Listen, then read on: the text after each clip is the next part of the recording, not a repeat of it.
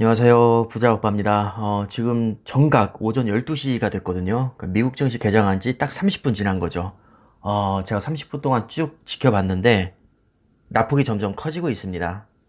오늘도 역시 3대 증시 다 하락을 하고 있고 다우존스가 1%, 나스닥 1.7% 굉장히 많이 빠지고 있죠.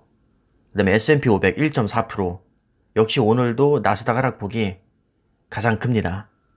어제 어마어마하게 폭락하다가 막판에 양전을 시켜서 오늘도 살짝 기대를 했었는데 끝발이 오래 가지 못하네요. 역시 또 주저앉고 있고, 역시 오늘도 거의 모든 섹터가 다 크게 하락을 하고 있습니다. 그나마 지금 모더나 4.6% 상승하고 있고, 화이자 1%. 요즘 오미크론 변종이 또 크게 확산을 한다고 하는데 아무래도 이게 이슈가 또 되니까 백신 관련주들은 살짝 반등을 주고 있는 것 같습니다. 그 다음에 금융주 JP모건, 뱅크 오브 아메리카 다 하락하고 있고, 마소와 애플은 1%대 하락, 구글은 2%, 아마존 1.4%, 테슬라도 1% 넘게 다 하락을 하고 있습니다. 넷플릭스가 오늘도 많이 빠지나 제가 좀 눈여겨보고 있는데 다행히도 오늘은 그렇게 많이 빠지진 않네요. 거의 최근에 반토막 가까이 났죠. 아무리 실적이 안 좋게 나왔다지만 넷플릭스가 무슨 잡주도 아니고 반토막이 난 것은 좀 너무했다고 봅니다. 오늘 애플이 160달러 벽이 또 깨졌거든요. 그래서 제가 1년 전 주가를 보니까 고점이 약 145달러였습니다. 정확히 1년 전에 고점이 145달러였으니까 거의 지금 주가와 크게 차이가 없는 거죠.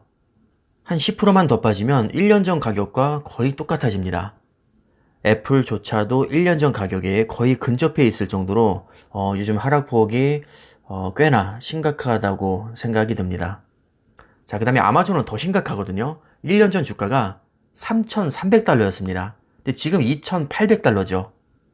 이 정도면 거의 20% 가까이 빠진 것 같은데 오늘도 3% 가까이 빠지고 있거든요.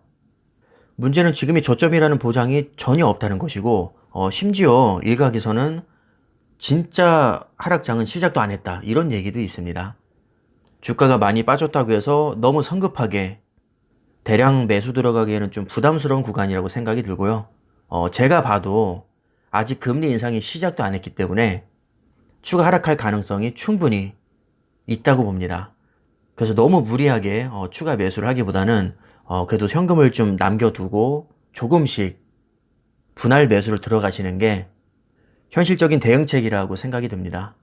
마지막으로 필라델피아 반도체, 요즘 정말 초토화가 되고 있는데 4,000포인트 돌파한 지 그렇게 오래되지 않았었거든요. 지금 3,300포인트입니다. 오늘도 4% 가까이 빠지고 있고요. 30종목 모두 큰 폭으로 지금 폭락을 하고 있습니다. 특히 엔비디아 4.8%, AMD 4%, ASML은 6% 폭락입니다. 그리고 역대 최고 실적을 냈던 TSMC 역시 3% 폭락장 피해가지 못하고 있고요.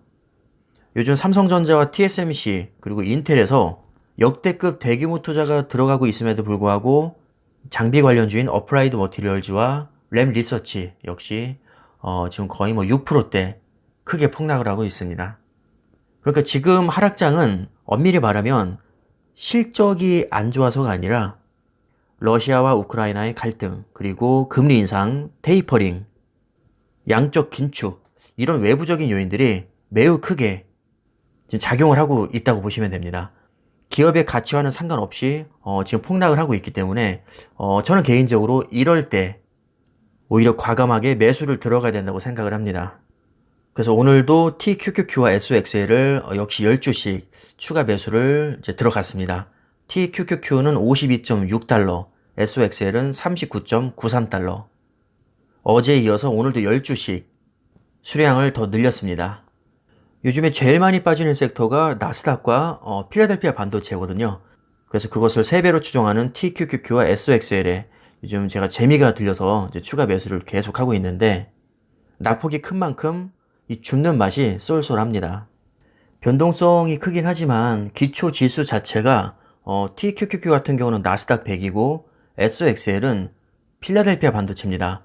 누가 봐도 4차 산업혁명 최대 수혜 섹터라고 할 수 있죠.